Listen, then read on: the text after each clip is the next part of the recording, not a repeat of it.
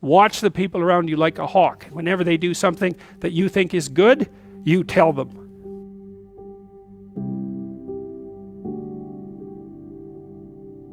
That's wisdom, man. You'll get so far with that you cannot bloody well believe it, because most people, they're afraid of any number of things, but one of the things they're really afraid of is that now and then they'll creep out of their cynical shell and try to do something good. It's like they're popping out this thing that's unbelievably vulnerable. They'll try to do something good and creep right back into their persona, and they'll look around and see if anyone noticed.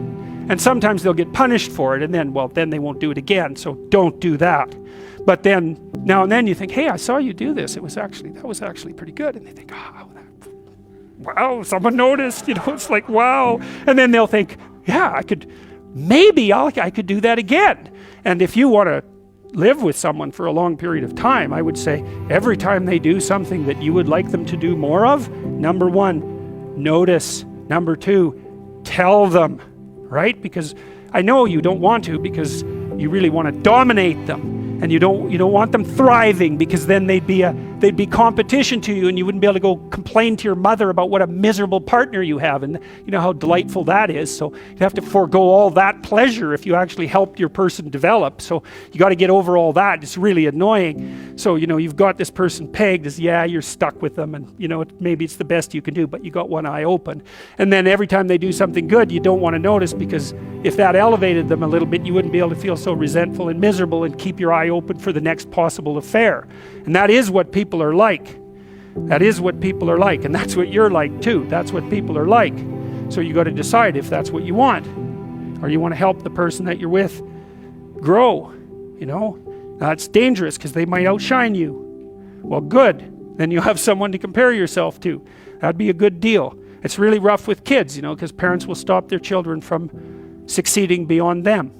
They get jealous, and then they'll put them down, and then they have kids that do not like them, and they'll pay for it. So one of the things that I figured out over the last years is this is a good proposition. So it's pretty self-evident that life has got its rat's nest of miseries, and that's for sure. Maybe you could even make a categorical statement that life is mostly a rat's nest of misery. And you can make a pretty powerful argument for that. But then there's a counter question, which is, well, what if you tried not to make it any more miserable than it had to be? Right? Then what would it be like? And my suspicions is that a lot of that misery, I would suspect that most of that misery would go away, because it's the unnecessary misery that really brings you down. It's like, well, if someone has cancer, it's like, that sucks. But it's not like you can say, if only we had done this differently, then that wouldn't have happened.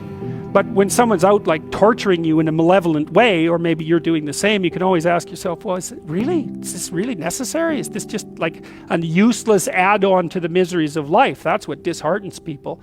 And so even in your own life, if you aren't suffering from self-imposed misery, and you're only suffering from inescapable misery, maybe you could handle that, and you could survive, you could bear it, and even maybe without becoming irredeemably corrupt. And so the goal would be, well, yeah, life is a rat's nest of miseries, and maybe it has no ultimate meaning. We could say that if we're feeling particularly pessimistic, but it still leaves one question open, which is, if you didn't do everything you could to make it worse, how good could you make it be? And the least answer is, well, it could be tragedy, but maybe not hell.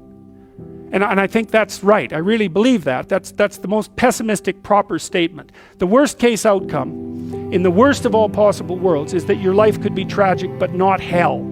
And that's a lot better than hell, right? And you think, I could give you an example of the difference. You're at your mother's deathbed. Well, that's tragedy. Here's another scenario. You're at your mother's deathbed, and all you and all your idiot siblings are arguing. Well, that's the difference between tragedy and hell. And you might be able to tolerate the first circumstance, and maybe it would even bring you closer together with your family members. The second one, no one can bear that. You walk away from a situation like that sick of yourself and sick of everything else too.